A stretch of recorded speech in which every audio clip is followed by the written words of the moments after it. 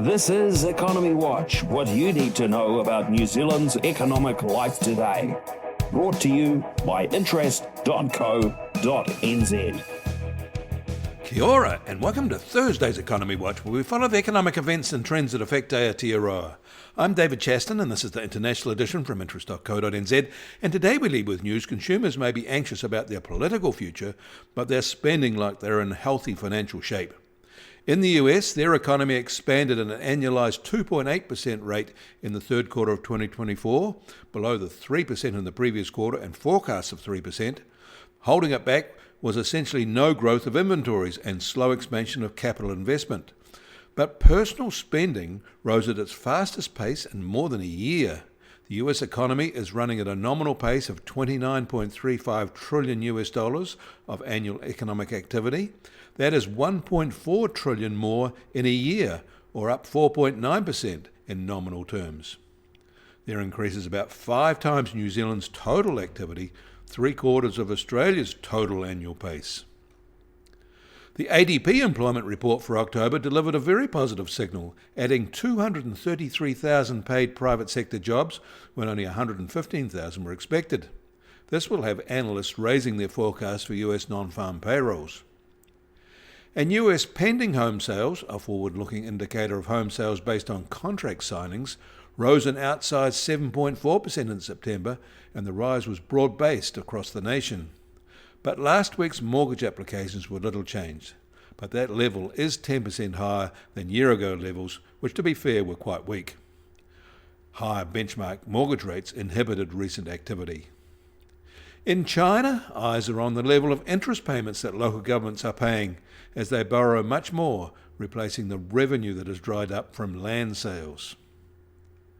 And pushed by an unexpectedly positive German result, the EU third quarter 2024 GDP rose much faster than expected, even if it is still low. And EU sentiment is broadly stable, although there was a small rise in inflation expectations in these surveys. In Australia, their third quarter 2024 CPI rate was expected to come in at 2.9%, and their September monthly inflation indicator was expected at 2.4%. They actually came in at 2.8% and 2.1% respectively, a 3-year low. So that eases the pressure on the RBA, although only slightly.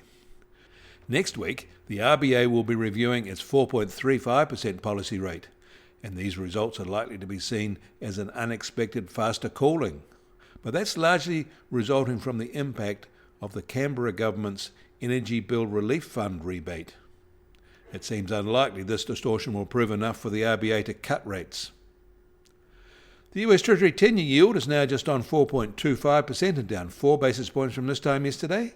And the price of gold will start today at $2,786 an ounce, and that's up $21 from yesterday and a new high. And oil prices are up $1 at $68.50 a barrel in the US, while the international Brent price is up to $72.50 a barrel. And the Kiwi dollar starts the day at 59.8 US cents and back up 20 basis points from this time yesterday. Against the Aussie, we're up 10 basis points at 91 Australian cents. Against the euro, they were down 10 basis points at 55.1 euro cents. That all means our trade-weighted index starts today at just on 68.8 and up 10 basis points from this time yesterday. And the Bitcoin price starts today at $72,121 and down 0.7% from yesterday. Volatility over the past 24 hours has been modest, at just on plus or minus 1.5%. You can find links to the articles mentioned today in our show notes, and you can get more news affecting the economy in New Zealand from interest.co.nz. Kia ora, I'm David Chaston, and we'll do this again tomorrow.